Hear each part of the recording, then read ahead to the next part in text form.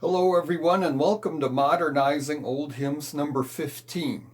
So far in these lessons we've looked at major chords, we've looked at minor chords, we've looked at seventh chords. Today we're going to look at sustained chords, also called suspended chords. The term is kind of a misnomer because they're usually held for just a short time. How did they get the name sustained chord? It's kind of a long story. Let me start by saying that every century or so has its way of pushing the notes in a chord a little closer together. Why do they do that? And the answer is good, good, good, good vibrations. The closer you push the notes together, the more overtones you get. It tickles your eardrum a little bit. You can kind of feel the vibrations in the air on your skin. And, here's a G chord.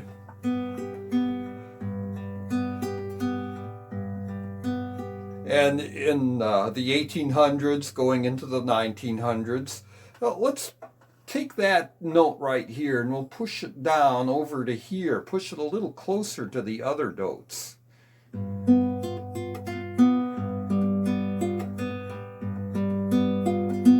And that's the seventh chord because the F note is 7 steps above the G. Today, what seems to be the harmony everybody likes is only lower that note half a step. And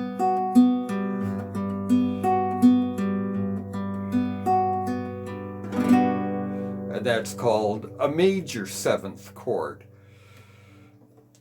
Okay, so imagine this is about the year 1700. And you've got a song. It's got 3 chords in it.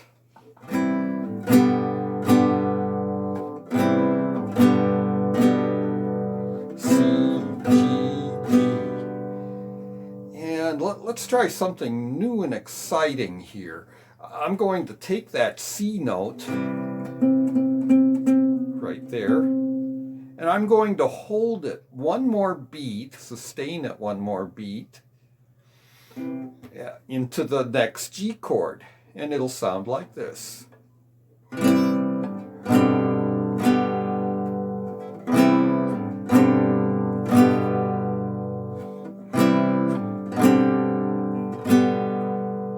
And that in-between chord there in the middle is the sustained chord.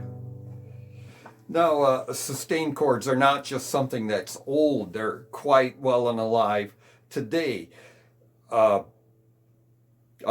saw quite a resurgence of them in the 60s.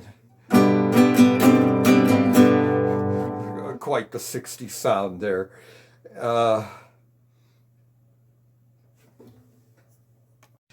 I think sustained chords are especially appropriate for religious music. And yes, I've heard them used in contemporary Christian music as well. And if you're writing your own Christian music, you might think about using these. They kind of have an amen sound to them. And you can play amen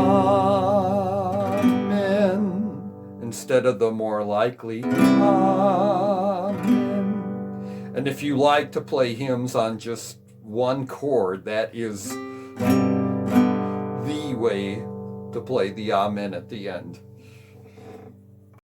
Okay, let me show you some of the common sustained chords in alphabetical order here.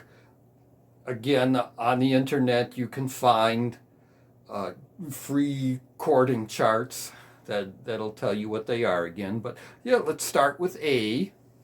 Now, the sustained chord adds the 4th note up. It's kind of a 4th chord. So the 4th note up from A is a D. And I'm going to add that D with my little finger second string, third fret.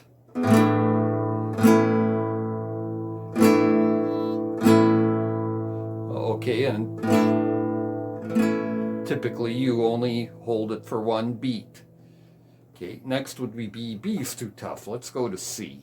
Okay. Now for that, I'm going to add the F note. To do that, I'm going to bar the first two strings with my index finger.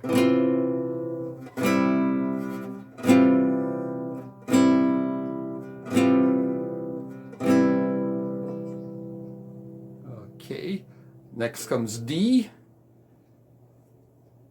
We have the D chord here, and we add a G to it. I'm going to add that with my little finger, first string, third fret.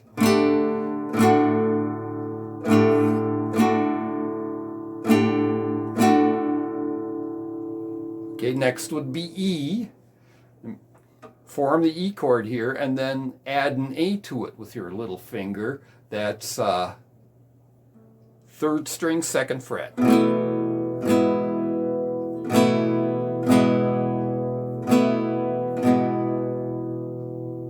Next would be F.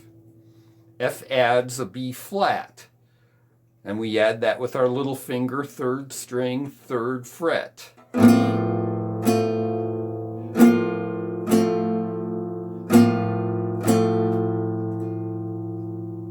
And then G. We add the C note to it, second string, first fret. Play that with your index finger.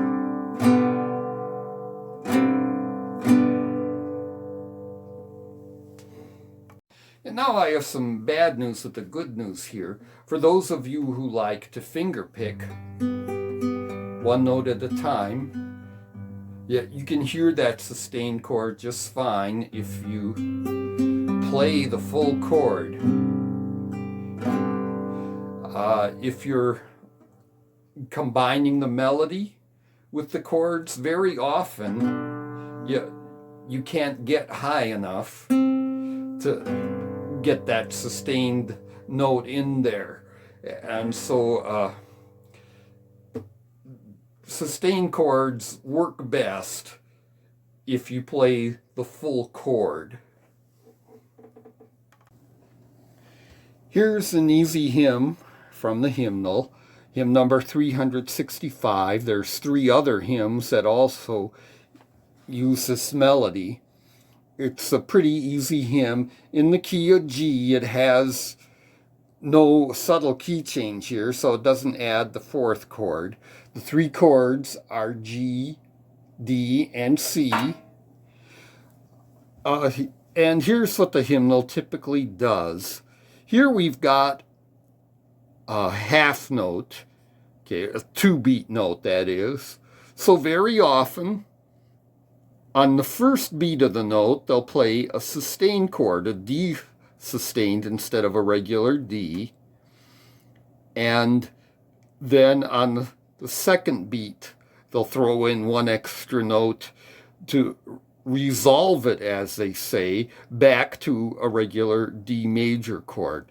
So even though there's one note here, I'm going to strum twice, D sustained and then D. The second line is exactly the same as the first. This also is very typical of what the hymnal does at the end of a hymn. We've got 2 notes the same in a row here, both on a D chord. So why not play the first one D sustained and the second one with a D? So so you can hear the full chord. I'll just strum this and sing through it. It'll sound like this. I'll try to play the sustained chord extra loud to point it out here. Here we go. Jesus, I will never leave, who for me himself hath given. Firmly unto him I'll cleave, nor from him be ever driven. life from him doth light receive. Jesus I will never leave. Now you may be wondering, why didn't they play on this one, D sustained and then D? The people who set the hymns were wise enough to know about overplaying.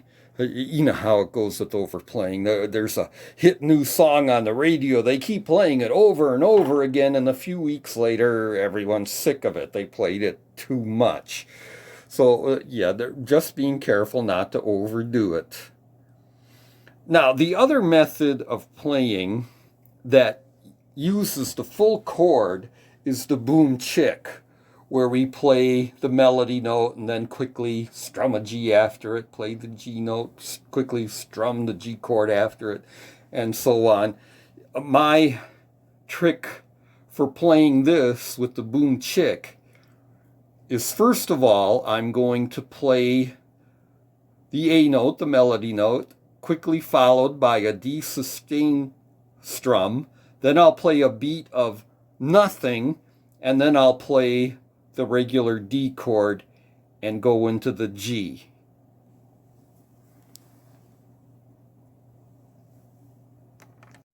Okay, let me play that last measure of the first line and the second line again. I'm going to play the melody note, quickly strum on the D7th, play a beat of nothing, and then on the D, the regular D, and then to the G. Play that a little quicker here. One more time. So it doesn't break the rhythm. So let's play the whole thing with the boom chick here.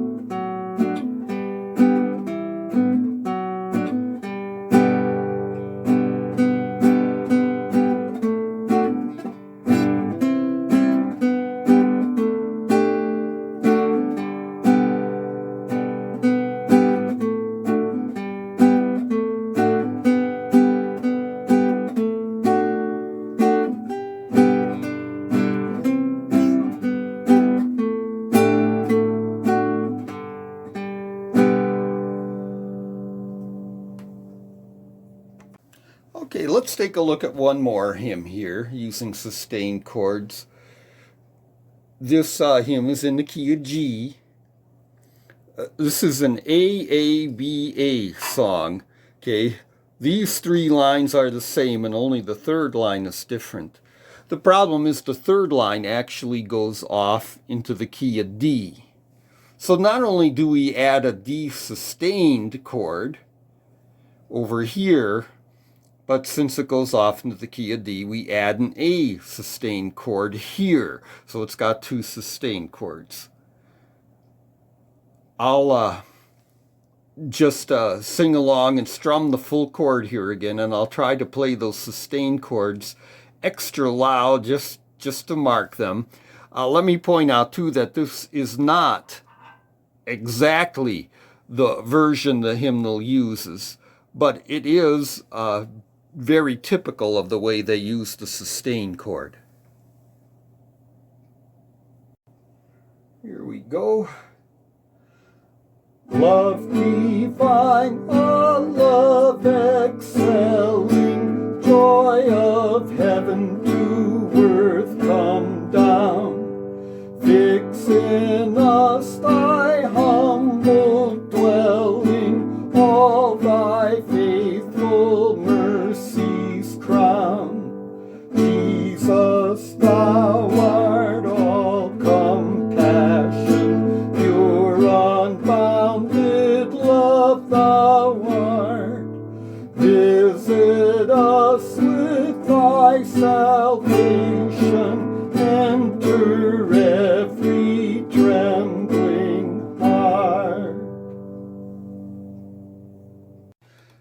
the hymnal does sometimes add even more sustained chords to a hymn than this. Did all these GD, GD, GD things, did they get you dizzy? One thing we can do, especially down here, and we'll get that typical hymnal ending there for the last measure, if you know that the D sustained chord contains a G note, we can play a D sustained chord here. Okay, let me play that last line. It'll sound like this. Enter every trembling heart. And it's actually easier to play because I've got the D here. Then I just, with one finger, add that high D note. Every trembling heart. If you'd like to, you could do the same thing here. You've got a G note, again, before a D chord. Okay, let me point out, too, that what the hymnal does here is it actually goes into a minor key for half a measure here to break up that kind of machine gun sounding there. Joy of heaven to earth come down. That helps to break up that monotony as well. Another place we can add a sustained chord, if you know that the G sustained chord adds a C note to it, you can play a G sustained chord right here. Okay, and that line will sound like this. Pure, unbounded love thou art.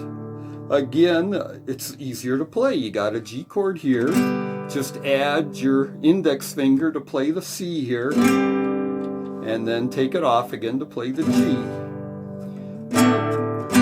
Unbounded love thou art.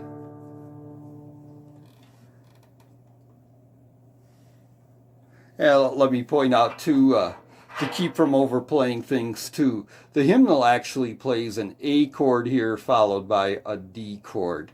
That helps to get rid of some of that dizzy feeling again as well.